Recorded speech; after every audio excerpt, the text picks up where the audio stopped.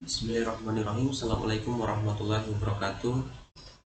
Sebelumnya perkenalkan, nama saya Gibran, induk mahasiswa 18650023 dari kelas A, jurusan Teknik Informatika Universitas Dayan Iksanuddin.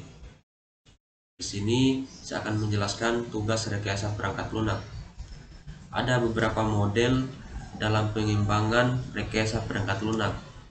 Nah, salah satunya model prototip. Adapun pengertian model prototip, apabila diartikan secara harfiah, maka metode prototip berarti sebuah metode yang digunakan untuk mengembangkan sebuah sistem yang menggunakan prototip. Prototip bisa dikatakan sebagai contoh desain dan juga contoh sistem yang sudah jadi, namun belum berfungsi secara sempurna. Prototip akan memberikan secara garis besar bagaimana sebuah sistem dapat bekerja, dan kebanyakan sistem yang menjadi prototip belumlah menjadi sebuah sistem yang sempurna untuk dijalankan. Kemudian kedua, tahapan pengembangan pada model prototip. Tahapan-tahapan dalam prototip adalah sebagai berikut. Pertama, pengumpulan kebutuhan. Adapun pengumpulan kebutuhan di sini bahwa pelanggan dan pengembang bersama-sama mendefinisikan format seluruh perangkat lunak, mengidentifikasikan semua kebutuhan dan garis besar sistem yang akan dibuat. Terus yang kedua, tahapan kedua, membangun prototip. Membangun prototip di sini merupakan dengan membuat perancangan sementara yang berfokus pada pengujian kepada pelanggan, misalnya dengan membuat format input dan output. Kemudian tahapan ketiga, evaluasi prototip. Evaluasi ini dilakukan oleh pelanggan, apakah prototip yang sudah dibangun sudah sesuai dengan keinginan pelanggan. Jika sudah sesuai, maka langkah 4 akan diambil. Jika tidak, prototyping direvisi dengan mengulang langkah 1, 2, dan 3. Tahapan keempat, mengodekan sistem.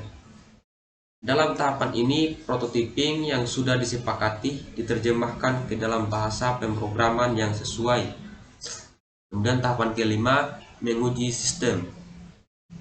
Setelah sistem sudah menjadi suatu perangkat lunak yang siap pakai, harus dites dahulu sebelum digunakan. Pengujian ini dilakukan dengan white box, black box, basis PET, pengujian arsitektur, dan lain-lain. Tahapan kelima, evaluasi sistem. Keenam, evaluasi sistem. Pelanggan mengevaluasi apakah sistem yang sudah jadi sudah sesuai dengan yang diharapkan. Jika ya, langkah 7 dilakukan. Jika tidak, ulangi langkah 4 dan 5. Tahapan ketujuh, menggunakan sistem. Perangkat lunak yang telah diuji dan diterima pelanggan siap untuk digunakan. Kemudian ketiga, kelebihan dan kekurangan model prototip. Pertama, kelebihan dalam menggunakan model prototip: dapat menjalin komunikasi yang baik antar user dan pengembang sistem. Setiap perbaikan yang dilakukan pada prototip merupakan hasil masukan dari user yang akan menggunakan sistem tersebut, sehingga lebih reliable. Kemudian user akan memberikan masukan terhadap sistem sesuai dengan kemauannya. Kemudian menghemat waktu dalam mengembangkan sebuah sistem, menghemat biaya terutama pada bagian analisa karena hanya mencatat poin-poin penting saja. Kemudian B, kekurangan dalam menggunakan model prototip.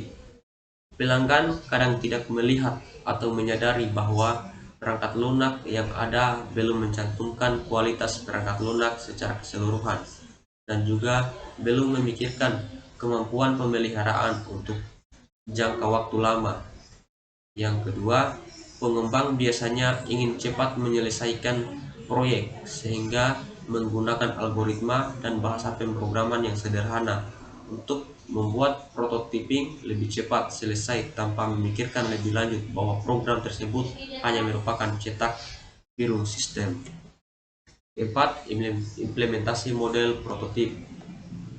Metode prototyping dalam pengembangan sistem cocok untuk digunakan pada sistem yang ingin cepat diselesaikan dan biasanya berskala kecil dengan fungsi yang tidak besar.